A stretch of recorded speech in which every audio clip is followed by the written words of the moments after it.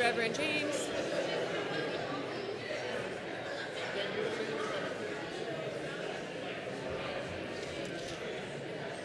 All right, guys, it's 10:34, so I want to get started. Can everyone take a seat?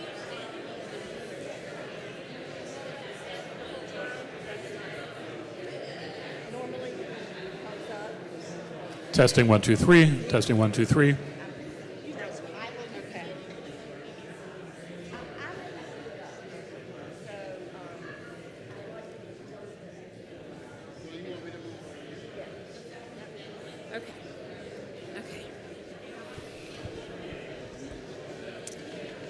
Good morning.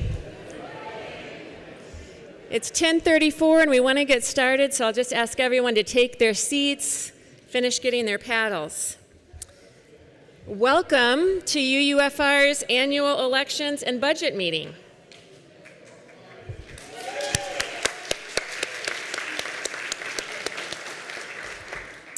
I'm Sarah Ford-Knorr. It's my honor to serve as your current board president. And on behalf of the entire board, I'd like to thank you for being here as we live our democratic principles by actively participating in the governance of this, our beloved community. I'd now like to ask my fellow board member, Warren Keyes, to lead us in the lighting of our chalice.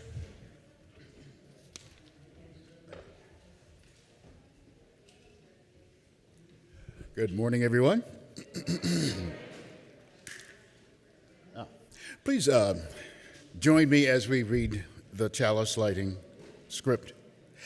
As we kindle this flame, we recommit ourselves to the mission of this congregation, to build a Unitarian Universalist community that transforms lives and empowers people to serve the world.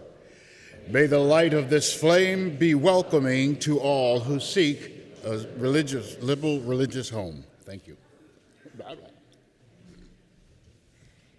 Thank you, Warren.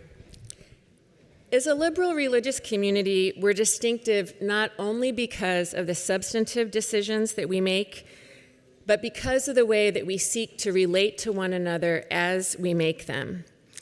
As our world and nation become more vituperative, it takes awareness and discipline to center our covenant of right relations, and reviewing its principles at the start of any meeting helps us all to be mindful of the relational commitments that we have to one another. So I'd like to invite board member Holly Thomason to lead us through the covenant now.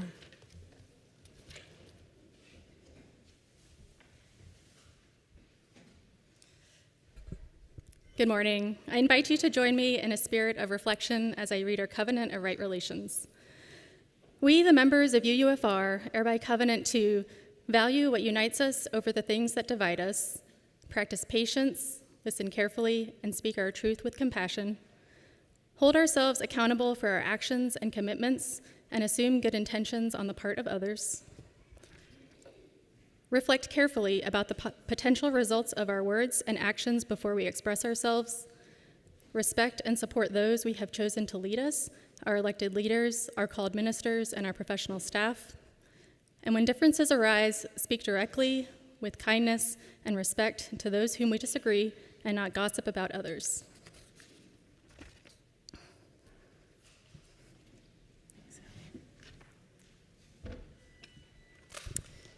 So here at UUFR, we are not just a spiritual and social community, we are also a legal entity, and we're governed ultimately by those who have chosen to become members, all of you. Our bylaws require that in order to transact any official business, we have to have a quorum of at least 20% of the membership on our rolls. So I'd like to ask Board Member Tom Karches to come up and state our membership and our quorum.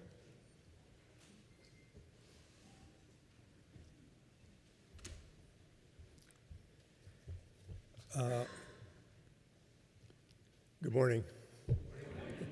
Our current total of adult members is 510. To make quorum, or at least 20%, 102 must be present today. And I'm told, I don't have an exact number, but I'm told we have quorum. Table in the back, what's the exact number? Billy and team back there, how many people have we checked in? What's the paddle count? 177. Wow!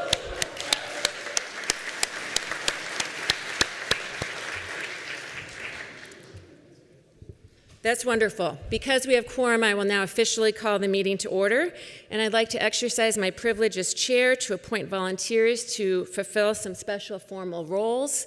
You can hit the slide. David Ostergaard will serve as our timekeeper. Thank you, David. It's the toughest job in the room. Our parliamentarians will be Becky Elliott and Chris Wise, and Holly will be taking notes as the board secretary. Thank you all. Like most things at UUFR, putting on the annual meeting is a team effort, from the Committee on Ministry members who checked you in at the door to the baristas who are keeping us in coffee. So many thanks to all those who are contributing to our civic health by assisting with the meeting this morning.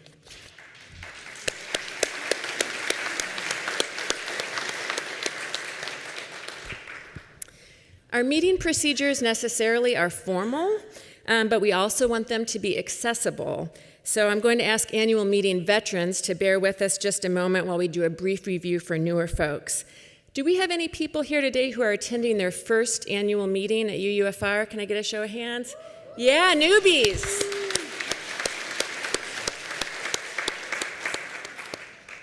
All right, freshmen, here's the deal. We have meeting rules that are long and boring, but they help our democracy to function. And they protect us from having 6-hour meetings like in the good old days. So here's how it works. Shortly, we will vote on the agenda. Once the agenda has been approved by us as a body, each issue must be discussed in the time allotted to it. This is how we keep the meeting to 90 minutes. Once the time limit is reached, as chair, I have no option but to call the question time to vote. But time can be extended if we want to spend more time talking about something. How do we do that? Any member can make a motion to extend time, but 2/3 of the room has to agree in order for time to be extended, because that means we're all committing to staying for that additional time. So that's how the congregation as a group controls how long the meeting lasts. And now our parliamentarian, Becky Elliott, is just going to briefly review a couple other key procedures. Becky?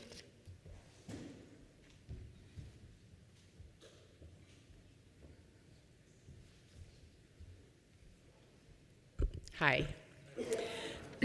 Chris Wise and I are honored to serve as your parliamentarians today. As Sarah chairs the meeting, she will be able to consult us if any questions about the procedures arise. Once a motion has been made, any member may rise to speak for or against it. To speak, come to the fixed mic over here.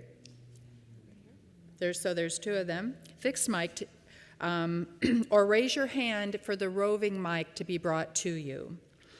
When you are recognized by the chair, please state your full name and whether you support or oppose the motion. The proposed rules call for a 2-minute time limit per speaker. When it is time for a vote, raise your paddle high, and Sarah, as chair, will determine if the motion passed or failed. If you think she gets it wrong, you may move for what's called in Robert's Rules talk, a division of the House. And that means that instead of using the paddles, we will be asked to stand if we're for or against the motion. And if then it still remains too close to call, any member can move for an exact count. So those are motions that you can do and you can ask for. Otherwise, it's really up to the chair to decide if a motion passes or fails. Finally, I would note that when it is time to elect the search committee, for which I am a candidate, I will briefly step down and Chris will be on his own for that part of our agenda. Thank you. Thanks, Becky. We will now take up our first motion. Good. Which is the approval of our special meeting rules. So these rules require a 2/3 vote, and they create a speaking limit of 2 minutes per person. They also allow our parliamentarians to vote, which is something we have to give them permission to do. All these motions are automatically made and seconded. Is there any discussion about the special rules? Okay. Seeing none, we will proceed to a vote. Will all in favor of adopting these special rules for the purposes of today's meeting, please raise your paddles and say aye. Aye. Okay. Will all opposed please raise your paddles and say nay? Any abstentions? Okay, the motion carries and the special rules are in place. Our next motion, this is significant, will set the agenda of the meeting, including, as we discussed, the time limits that cannot be extended except by a 2/3 vote of the whole body. So let's get the proposed agenda up here.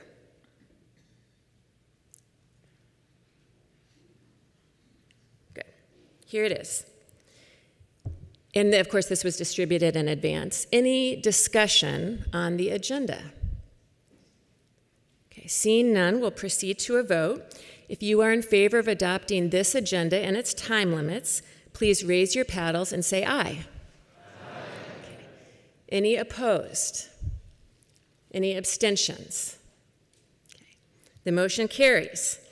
And with that, I'm pleased to welcome up our lead minister, Reverend Dr. James Kubal-Komodo.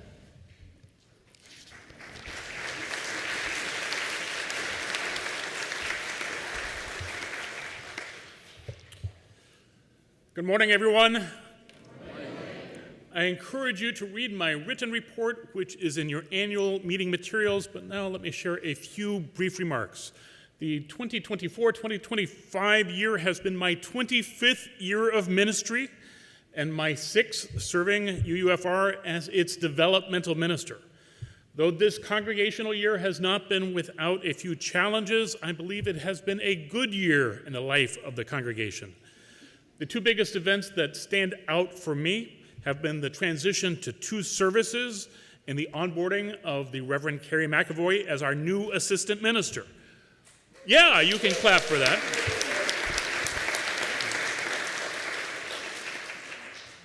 The transition to 2 services is often rocky for congregations, but in this congregation it has gone very well. Both of these transitions have gone very well. This year, we have also been welcoming a much higher than usual number of visitors, and our attendance this year has been the highest of my tenure.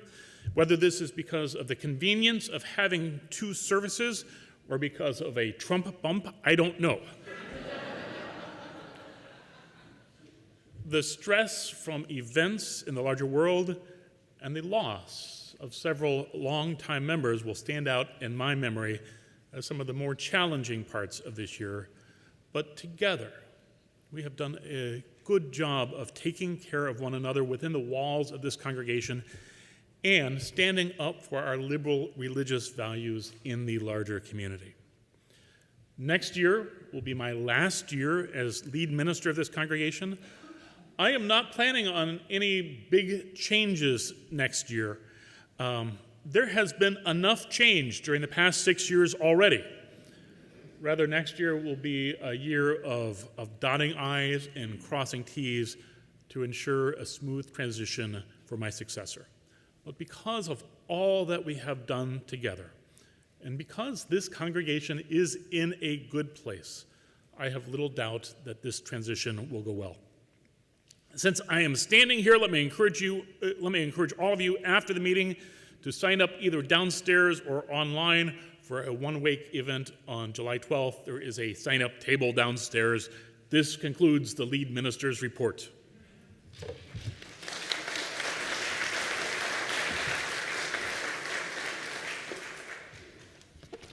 Thank you, James.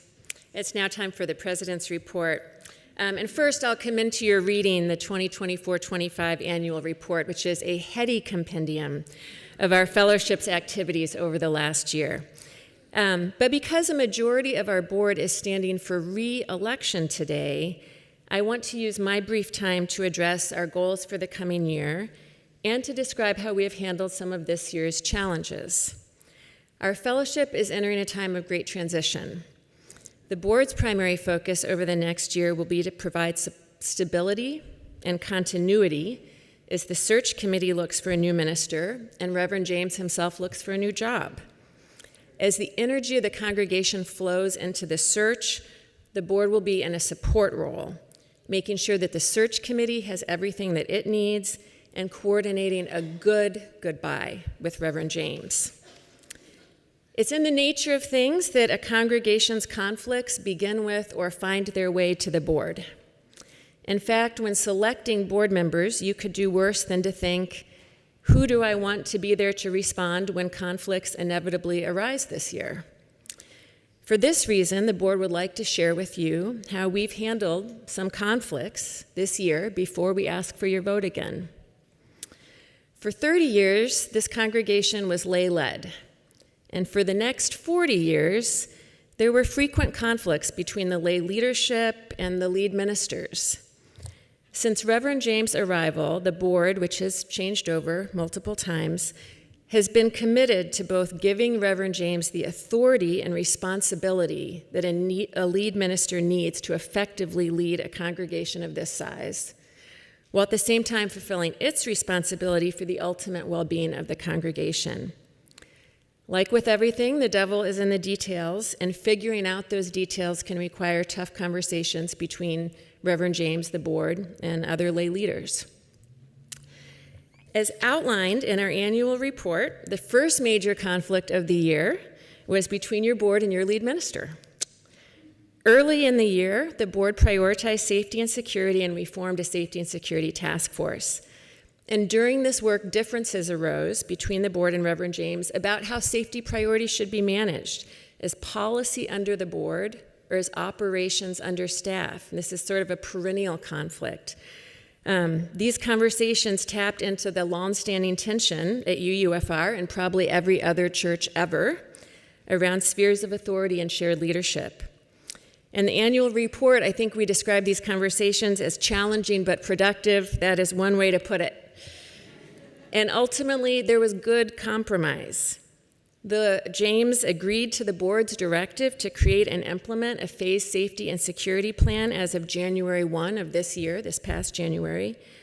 And the board agreed that the staff would have full operational control and disbanded our task force. We've been able to move forward together. On behalf of the board, I want to thank the members of the Safety and Security Task Force, especially its co-chairs, Jim Hurtis and Wendy Gates Corbett. Their perseverance in the face of some confusion and conflict demonstrated their dedication to the well-being of this congregation.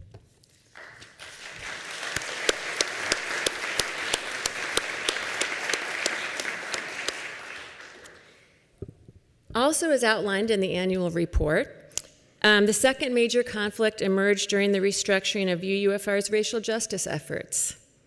As changes were made, some congregants raised concerns about communication, transparency, and how leaders were determined. Unmet expectations and broken trust caused hurt. During this conflict, some concerned congregants have asked the board to take steps to ensure staff accountability. In choosing to write about this issue in the annual report, and to speak about it this morning, the board is attempting to strike a good balance between transparency and discretion. The board is committed to being open with this congregation about the real issues we address every year. At the same time, we are aware that very few conflicts benefit from a large audience of spectators. So please know that the board continues to actively engage with the individuals that have concerns.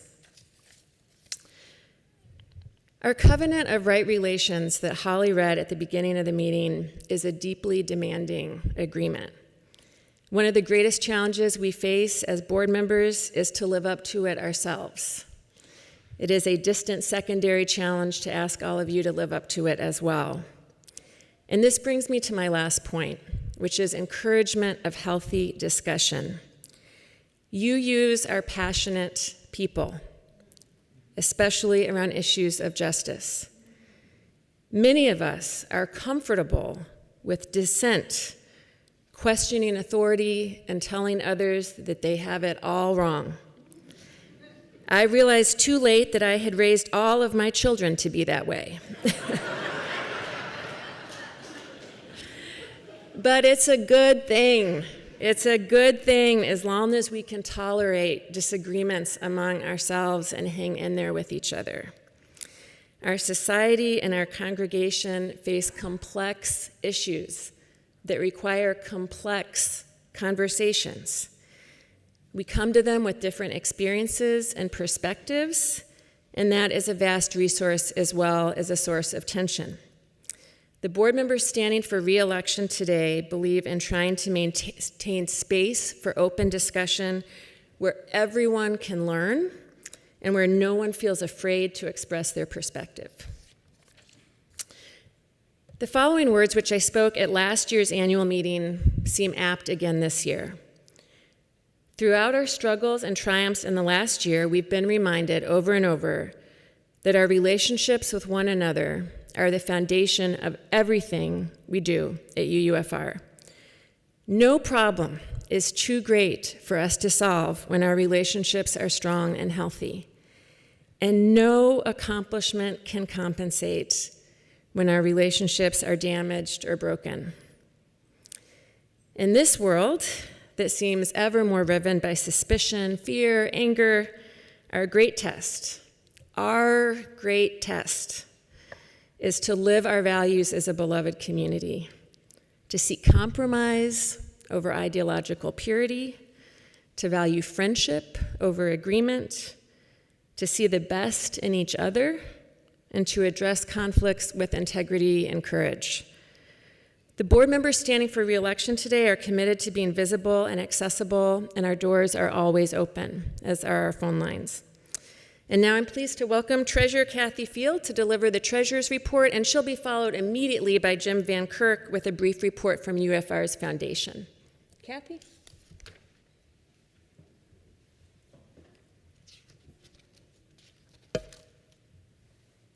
Thank you, and good morning. So the slide on the screen shows the bottom line, kind of the basic information that I'm presenting to you as treasurer. Couple basic points. Our fiscal year goes from July 1 to June 30th. So the figures that I had for the written report were through March, but I now have the figures through April. So this represents the first 10 months out of our 12-month fiscal year, what you see up on the screen. So what I want to say is we're on target. You know, everything looks good. If you look at 10 months out of a 12-month cycle, that's 83% of the year. And if you look at the figures, you'll see that for our total revenue, we're right on target we've collected 83% so far through April 30th. Our expenditures are a little below what might be anticipated, so that's good news. And then I just added pledge income because, I mean, there are a lot of categories, as you know, on the budget, but I think sometimes people are curious about pledge income, and it is a huge part of our total revenue. Right now, through April 30th, we're at 80%, which you might say, well, it's not 83%, which would be like right on target for 10 months out of the year. However, pledges come in every week, every month, so I think we're in good shape. I hope that by the end of the fiscal year, we will have met our pledge goal, and if we fall short a little bit, that's kind of built into the budget. So all in all, I think we're on track to end our fiscal year well within our budget. Thank you.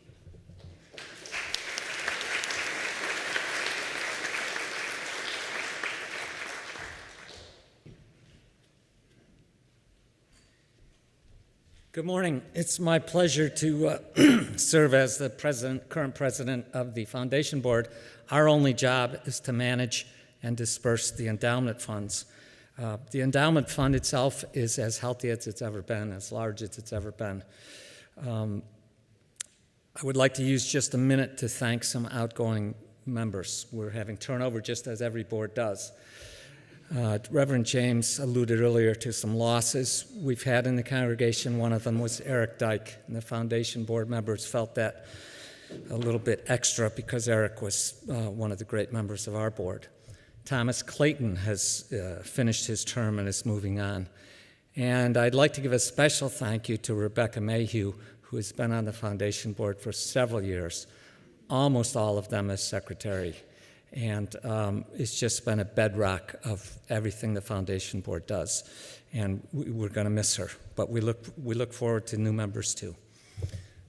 Over the years, we've funded many things from roof repairs to educational programs to replacing the HVAC.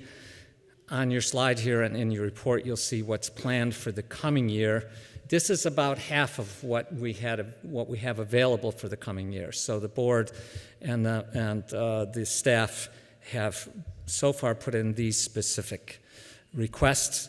The most important one to me, and probably the largest one on this sheet, is supporting the lead minister search coming up. So that's all I have. And if you have any questions, feel free to reach out to me or any of the other Foundation Board members. Thank you.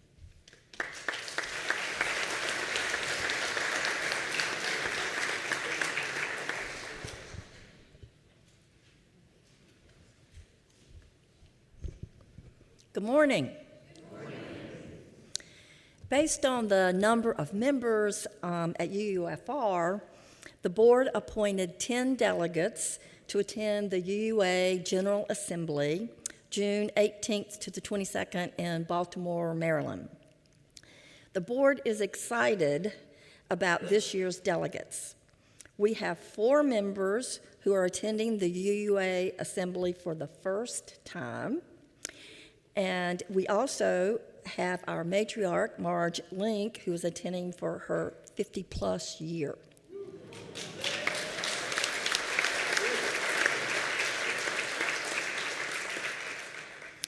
Delegates will attend remotely and in person to vote on the new leaders of the UUA, technical amendments to the bylaws, and congregational study and action issues. They will have over 70 different workshops and discussions and lectures to attend. These are designed to help nourish their spirits and to share information on many social justice practices in other congregations. The Ware Lecturer, which is a very prestigious part of UUA, this year is being given by a trans visionary journalist, Imara Jones, who is known for challenging thinking and inspiring bold action to transform our world. And I'd like to ask if any of the delegates to the UUA convention are in the room, please stand.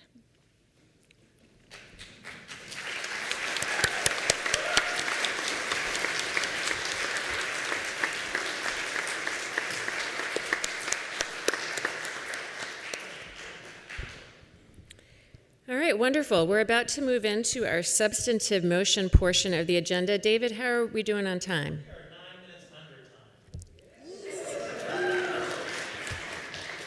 All right, Sandy, thank you about the UUA delegates. Our first substantive motion is to approve the proposed budget for our new fiscal year that begins on July 1. And Reverend James, do you want to come up and talk just a little bit about the budget before we vote? Yes.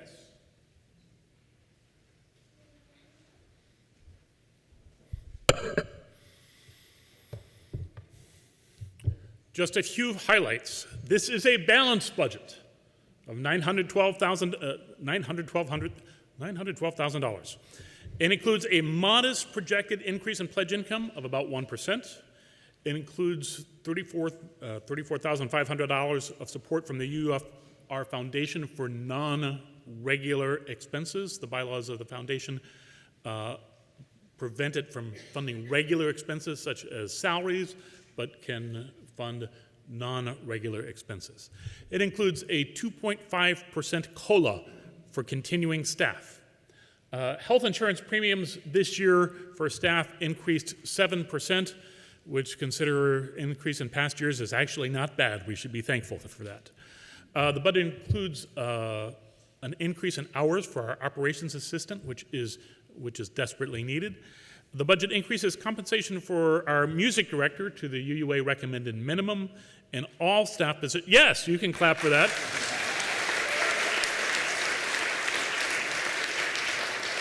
All staff positions are now at least at the UUA recommended minimum. Lead minister compensation is at the UUA recommended midpoint. UUFR's contribution to the UUA is fully funded at the level requested by the UUA. And the board anticipates requesting, and you can clap for that too. The board anticipates requesting an additional about $35,000 in support from the UUFR Foundation for expenses that are yet to be determined. I'll tell you now, one of those expenses is a replacement of the playground equipment. That's probably the biggest chunk of that money. The playground outside of Peace Hall. You all look excited about the new slide. So that concludes the budget presentation. We have time for discussion or questions, if there are any, before we vote. We have the standing mics, and Jessica Gaudreau is available with the roving mic if you'd prefer her to come to you. Any discussion on the proposed budget? Okay. With that, we'll proceed to a vote. Will all those in favor of adopting the budget for fiscal year 25-26 please raise your paddles and say aye. Any opposed? Any abstentions? The budget passes.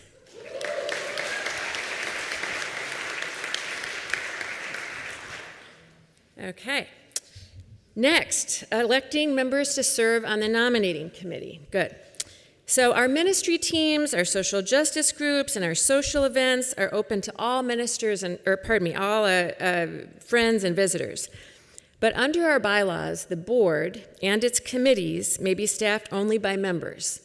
And those members must be put forward by the nominating committee and then either appointed by the board or elected by the full membership.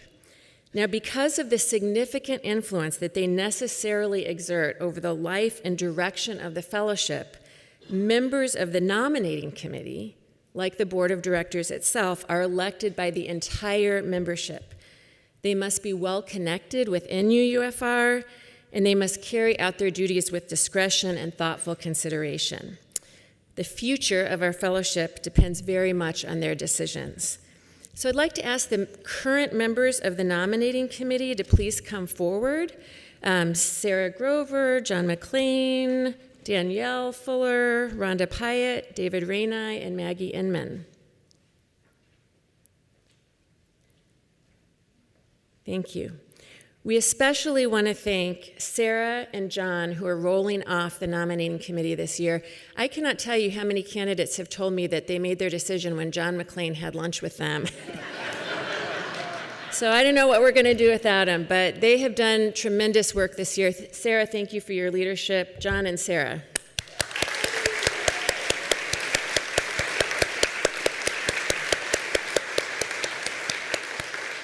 Danielle, Rhonda, David, and Maggie now need 2 new colleagues, and they have selected 2 wonderful candidates who I will ask to come up and join them now as well.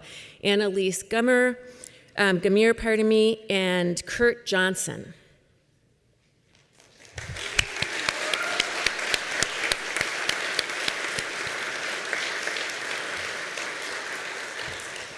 A member since 2023, Annalise is an active participant in the choir and a leader of our Chalice Circle program.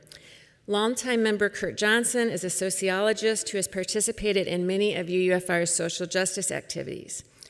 Annalise and Kurt have been put forward by the nominating committee to join the nominating committee's ranks. Their nomination is automatically seconded. Is there any discussion? With that, will all in favor please raise your paddles and say aye? Aye. Will all oppose please raise your paddles and say nay? Any abstentions? Annalise and Kurt, congratulations. Thank you for your willingness to serve.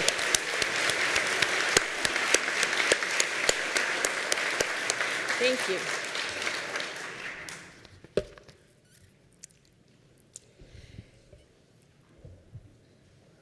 Motion 5. Good. As Reverend James described, we stand at the cusp of his 7th and final year of ministry at UUFR, and that means it is time for us to commence our formal search for a new lead minister. This congregation delegates to its lead minister tremendous authority over the operations of our fellowship.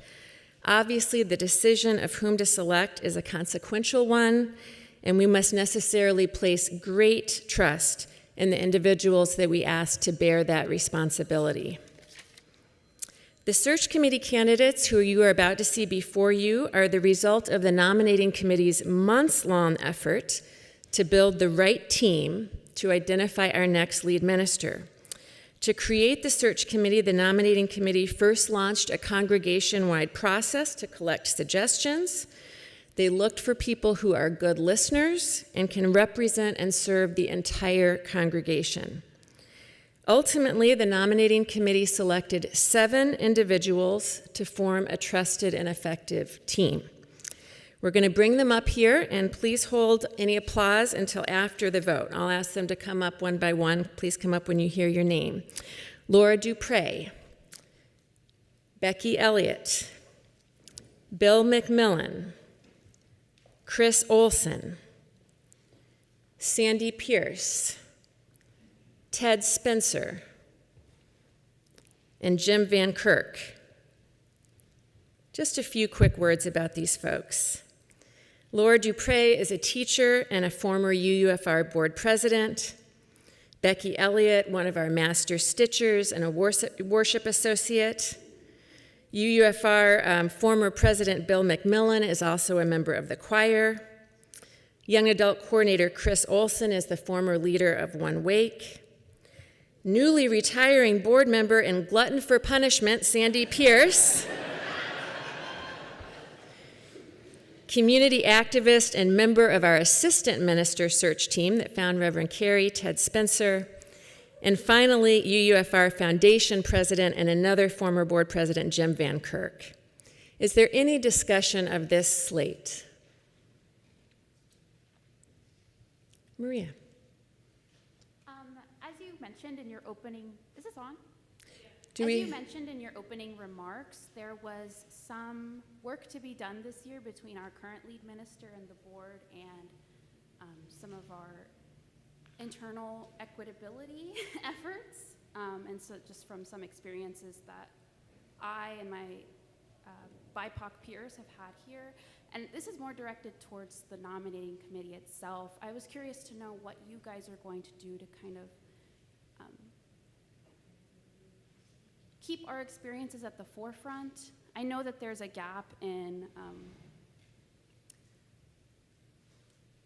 BIPOC ministers and their availability, but how will you ensure that anyone that you're considering, their views align with ours and could make for better experiences in the future?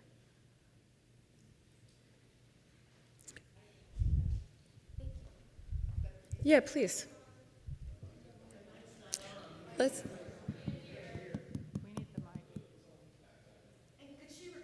Yeah, although the mic is on, not everyone heard. So Maria, I apologize. Could we ask you to come really close to the mic and give a recap? And if we can bring her up at all, folks, in the back, let's try to do that. I'm wondering what the nominating committee will the search committee will do to prioritize and prioritize the well-being of BIPOC congregants here at UFR in their search. Well, I will just say that the UUA has a very detailed step-by-step list of the things that we will do. We will go through training specifically to look at, from the UUA, to be open to all the differences that we have in the congregations. Part of what we will do this fall is do a survey of the congregation and meet with separate groups. And while we have been meeting just to get to know each other a little bit, so we haven't talked a lot about specifically what we would do, but I would think all the people here would agree that we would meet with the BIPOC group specifically and talk with you about any concerns. And we'll be meeting with other groups too. We just, we'll be defining all that work this summer. Yes, thank you. It just gives a better picture. I'm not really familiar with the search committee process, so thank you. Thank you.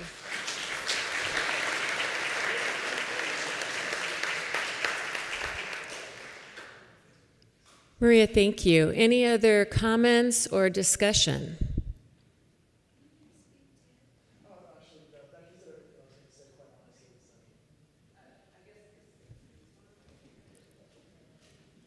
Information, BIPOC is Black and Indigenous people of color.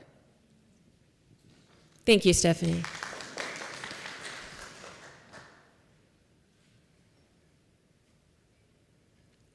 Okay, seeing no other discussion or questions, we'll move forward with a vote on the search committee. Will all those in favor of electing this slate of candidates to form our team, please raise your paddles and say aye. Aye. Okay. Any opposed? Any abstentions? Congratulations, search committee.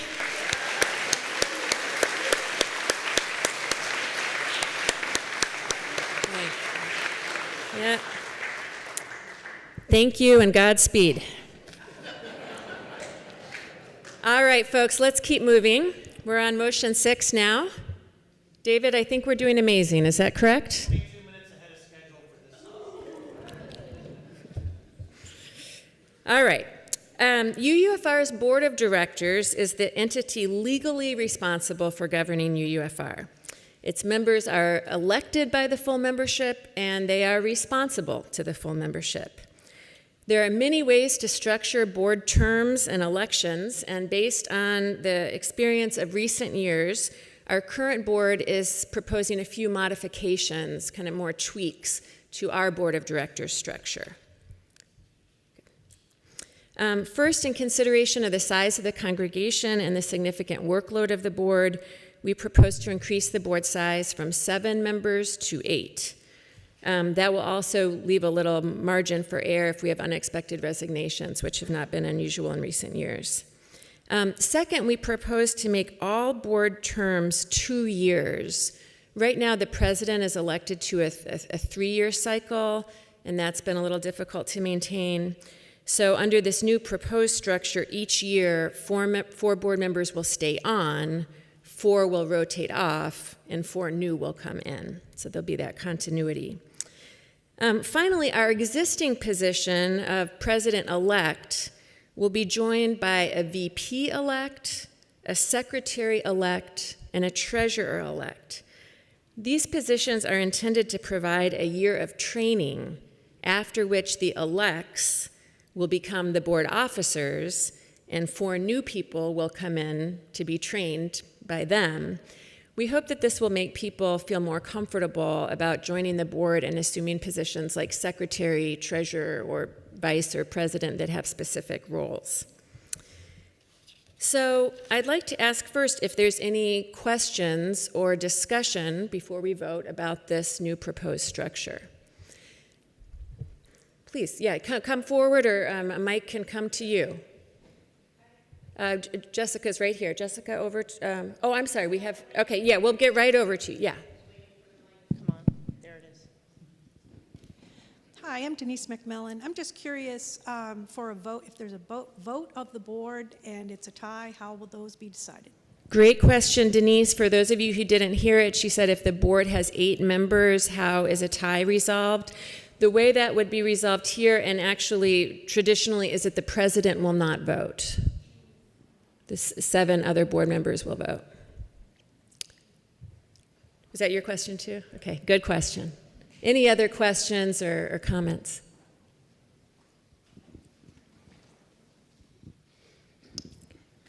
Yeah, I'm wondering if the president were to resign, does the vice president become the president, or does the president-elect become president?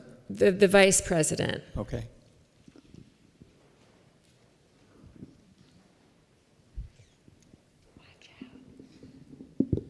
I just have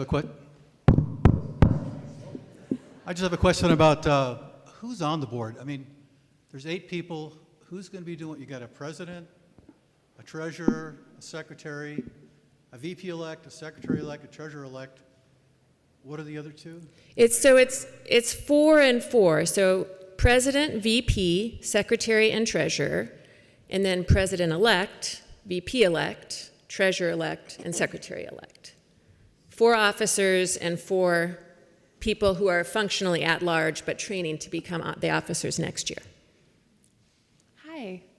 Hello, my name is Rachel DeWitt. I was hoping you could tell me a little bit more about how you plan to handle the training positions and how you plan to prepare them to assume the full role the following year.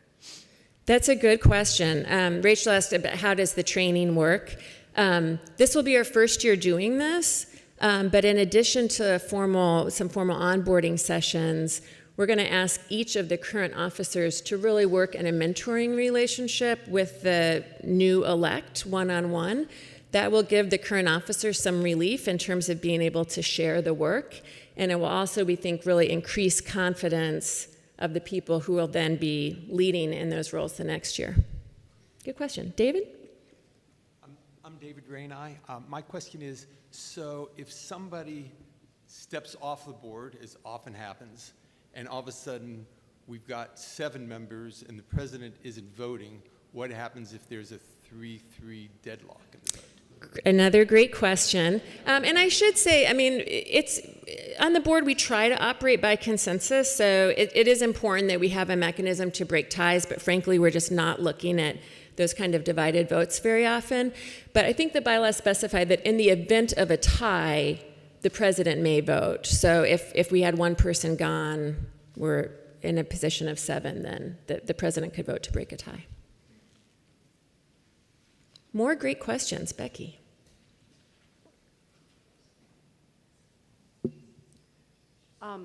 Do people sometimes, is this on? Do people sometimes move up? I mean, wouldn't sometimes someone who has served as the secretary then want to serve as the vice president and then move through the ranks, or that there's just a full turnover at each level all the time? We have not typically had that a lot before, where people have moved from position to position. Usually people have been elected for 2 years into their one position and then they leave. So someone comes in as treasurer for 2 years and then they are gone. So we see this actually as a way of providing more continuity. But in answer to your question, no, people would largely not move like from secretary to vice president. You would come in knowing which role you were going to have. And that has also helped us with recruitment, because some of the roles are, I mean, they're not highly specialized, but some people are more comfortable, for example, with the appointment to treasurer than others. Any other, yeah. Do you want to come forward, or would you like the mic to come? The mic can come to you. There it is.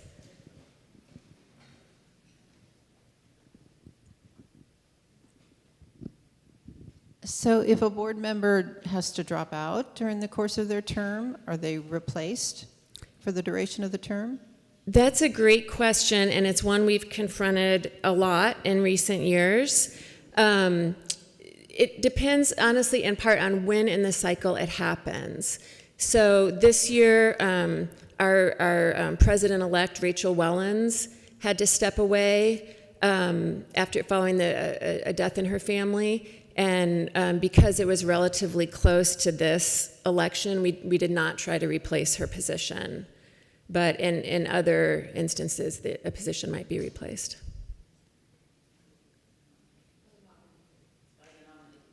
By the nominating committee, yeah, that's right. That's how people get on the board, is that the nominating committee would make a recommendation. And I think there's an appointment process so that we don't have to have a full election every time that happens. These are great questions. Any more discussion? Okay. With that, we'll move to a vote. We are now voting on motion 6, which is to make these bylaws tweaks to change the structure of the board of directors to 8 with the elects and the officers. So all those in favor of the change, please raise your paddles and say aye. Aye. Okay. Any opposed? Okay. Let's make sure we get that. Any abstentions? Okay. The motion passes. Thank you.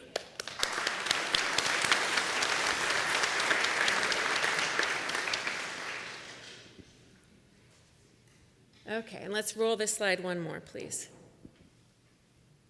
Okay, so under our new board structure that we just voted on, there are 4 officers and 4 new people coming in, but because this is the first year, we need to do a little rearranging to get the 4 people who are continuing into the proper roles in the new structure.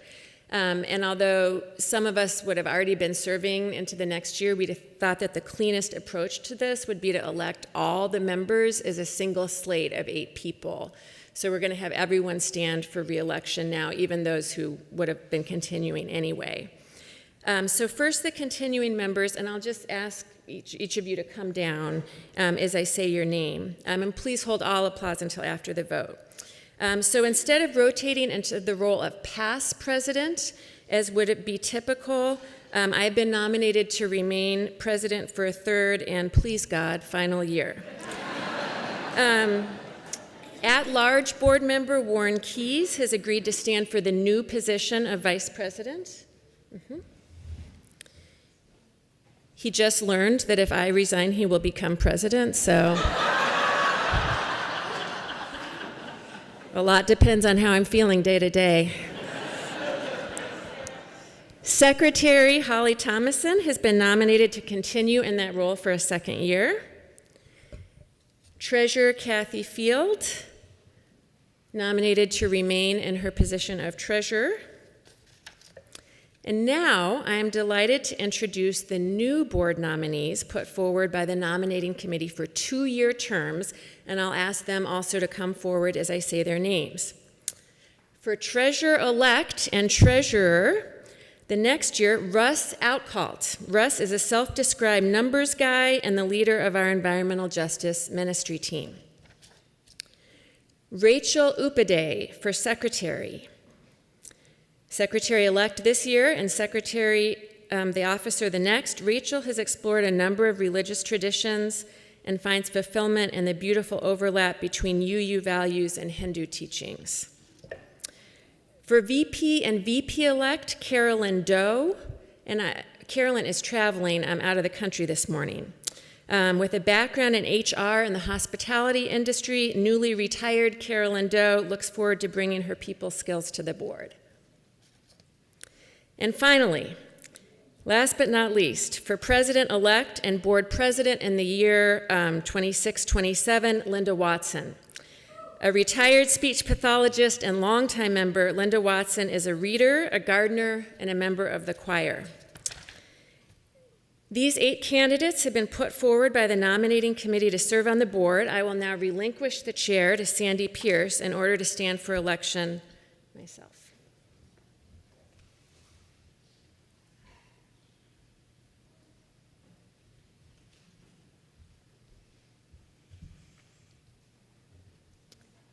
This motion has been made and seconded. Is there any other discussion? Will all in favor please raise your paddles and say aye? Aye. Will all opposed please raise your paddles and say nay? Any abstentions? We have a new board.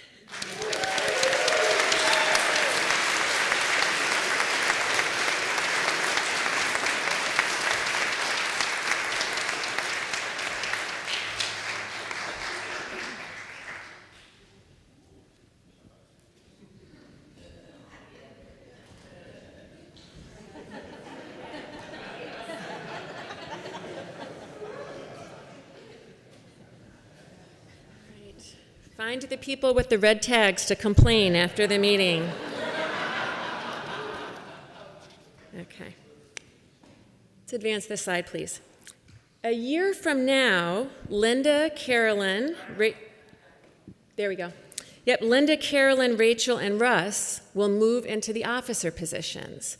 Holly, Kathy, Warren, and I will step down, and 4 new people will be elected. Perhaps one of these positions is right for you. Now is a good time to start thinking about that. Okay, moving on, we'll advance the slide. It is impossible to thank every volunteer who deserves our gratitude. It's just impossible. But even at the risk of neglecting many, we wish to recognize a few of the people who have given so generously of themselves this year. Reverend James?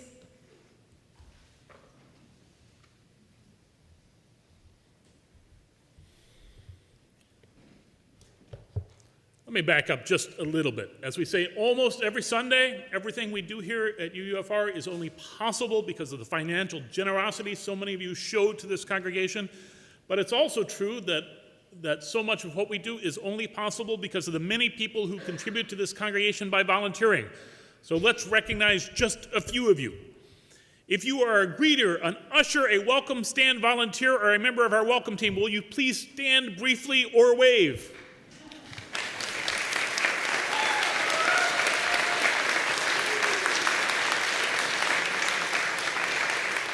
If you are a worship associate or have been a lay speaker at one of our Sunday morning worship services, will you please stand or briefly wave?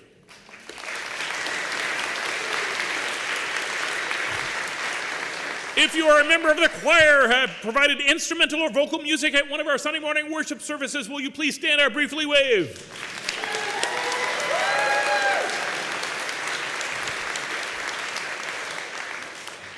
If you have brought flowers on Sunday morning, will you please stand or briefly wave? Hey. If you are one of the volunteers that counts our offering and makes our bank deposits, will you please stand or briefly wave?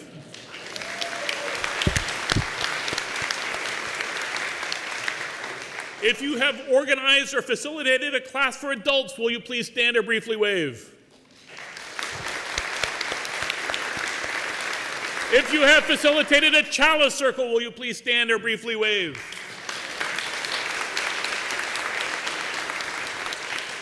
If you have organized or facilitated some other small group for adults or a social event, will you please stand or briefly wave?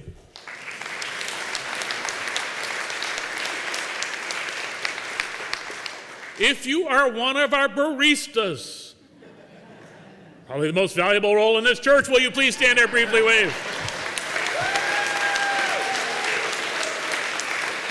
If you have helped organize or brought food for a Saturday night potluck, will you please stand or briefly wave? Oh, wow. If you are a member of our care team or have volunteered with our care team, will you please stand or briefly wave?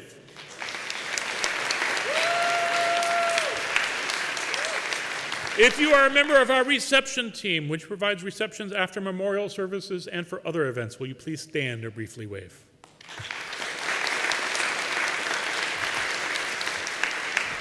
If you are a lay minister, will you please stand or briefly wave?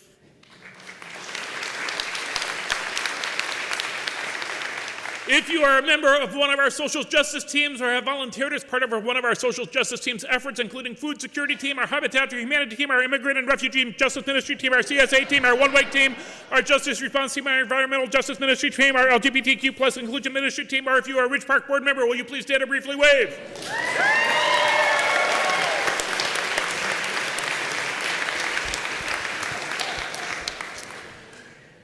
If you have volunteered on Sunday mornings or at other times to help with our children, our youth in our nursery, with our preschoolers, in our Chalice Chapel, with our middle schoolers, or with our high schoolers, will you please stand or briefly wave?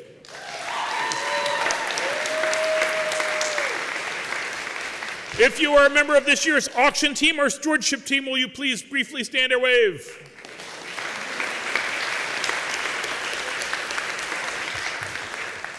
If you are Jane Hunt, or if Jane Hunt twisted your arm to help in this year's flea market, will you please stand or briefly wave?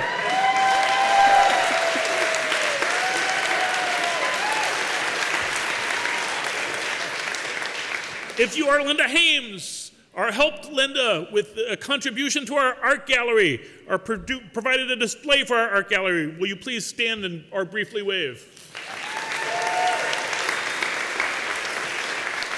If you are an office volunteer, will you please stand or briefly wave?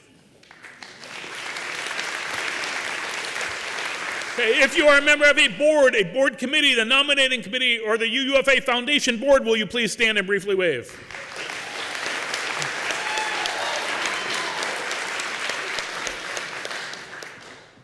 Okay, I'm going to ask everybody who has stood at least once to stand one more time.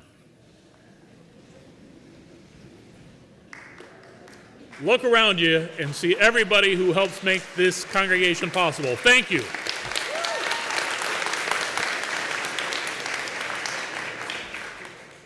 And I paid attention to those of you who didn't stand, and I'll be talking to you after the service. But in addition to recognizing all of our volunteers this morning, we want to recognize a smaller group of people, because we can't recognize quite everybody by name for everything that people do around here. So what we have is we have the Sharing the Gifts Award. And what are these gifts? Sharing the Gifts is an acronym. G stands for Get Involved, and is for a newer member who has jumped right in and found a way to participate in this congregation. I stands for Initiate, and it is for people who have seen a need in this congregation and stepped up to do something about it. F stands for Find a New Way to Serve. It's for longer-term members who have stepped into a new role in the congregation. T is for Take a Break. It's for people who have served for a long time in a particular role and are taking a well-deserved break for a while. And S stands for Serve Silently. It is for people who may not get a lot of attention for what they do, but whose volunteering makes a big difference, nevertheless, in the life of the congregation. And while all of you who volunteer deserve to receive one or more of these awards, other staff members and I have selected a few individuals who have exemplified these different ways of volunteering during this past congregational year. And this year's award for getting involved is Maria Mondragon,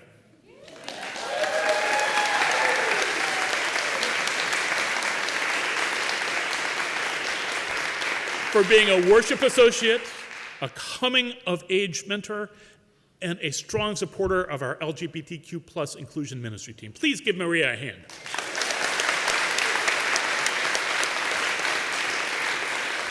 This year's award recipients for Initiate Something New are Aaron Martinez, Karen Jones, and Davion Washington for their joint work in leading the Circle of Beloved's curriculum for our 3rd and 4th graders.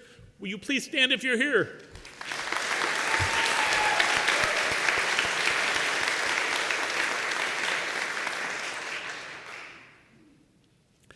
And this year's award recipients for finding a new way to serve, proving that old dogs can learn new tricks, are David Patorti, Jim Flanagan, and Bob Chapman for taking over the men's breakfast. Will you please stand if you're here?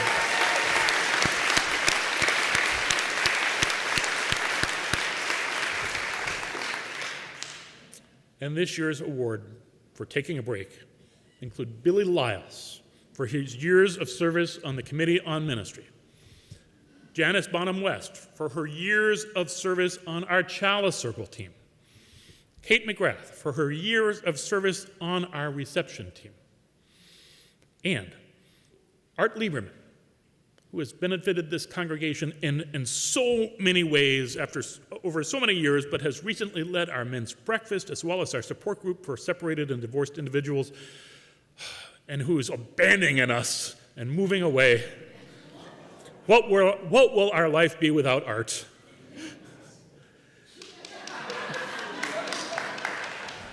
Will all of these individuals please stand and let's give them a hand.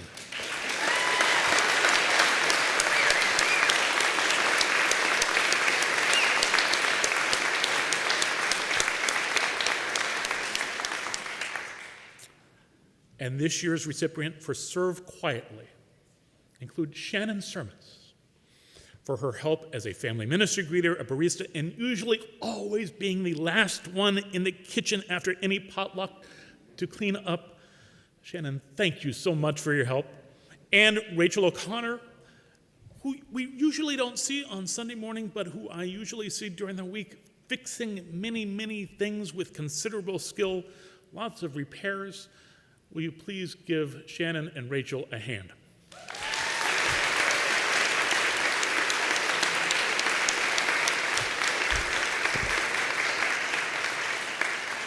All of our gift award recipients will receive a small token of appreciation by mail in this coming week.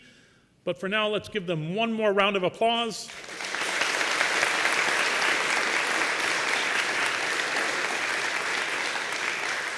And I invite Sarah Fornor to come forward and recognize some of our outgoing board members and present the Michaels Irwin Award.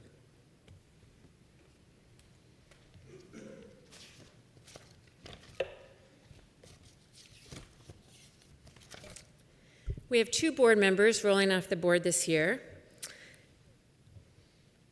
Let's go forward a couple slides. Yeah, there we go, perfect. At the intersection of kind, reliable, and team-oriented, you will find Tom Karchis. Through a full 2-year term on the board, Tom has been a faithful, earnest presence and a thoughtful advocate for our LGBTQ community. His quiet determination and spirit of compassion will be missed. Tom, thank you.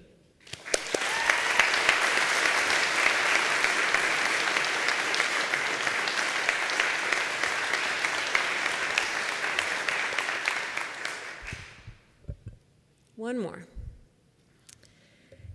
Well, to be honest, I don't know if the board or I can function without Sandy. She knows everything.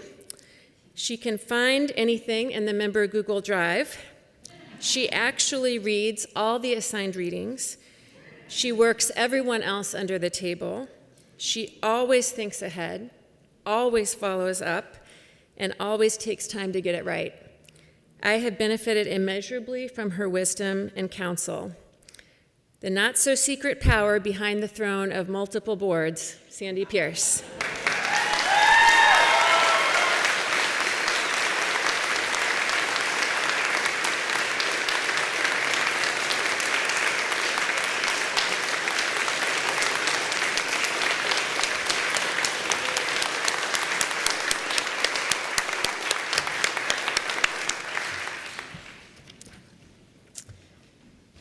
And now, the Michaels Irwin Award is named for Barbara Michaels and Rand Irwin, 2 longtime fixtures of this fellowship. If you are lucky enough to remember them personally, you know firsthand the standard that their involvement exemplified. Though they have gone before us into the great unknown, their memories inspire us still. Each year, an individual is selected to receive the award that bears their names in recognition of exemplary service to our community over many years. Anyone in the congregation can nominate a candidate for the award, and the board votes on a winner after carefully reviewing each nomination. We can advance the slide 1. Yeah. You can see the past recipients of the Michaels Irwin Award here, including last year's winner, Tom Atkinson. Would you open this? Okay. The board received many thoughtful nominations this year. You can advance 1. Yep.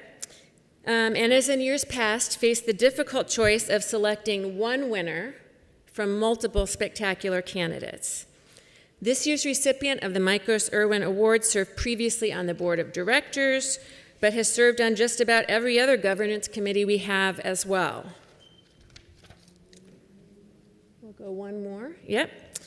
The infectious enthusiasm and boundless energy of the 2025 Michaos Irwin Award winner makes that person a natural social connector, embracing friends old and new. And I will give you one more clue. The 2025 Michaos Irwin Award winner was married at UUFR. Over 40 years later, she wore the same dress to celebrate our fellowship's 75th anniversary. We're going to show you a picture of the dress.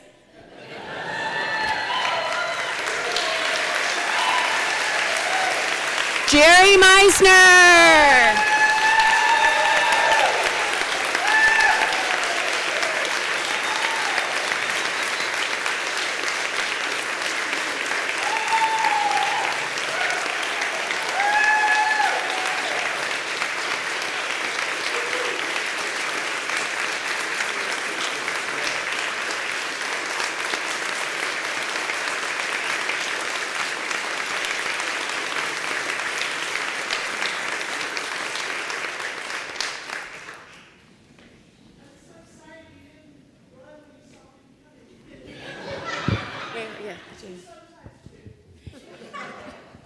No, I am speechless because Barbara Michaos and Rand Irwin were such powerful people in this congregation, and I feel so honored to be recognized in this way. And I just want to thank all of you that did not run away when I approached you, that you said yes, and we got to work together. Thank you.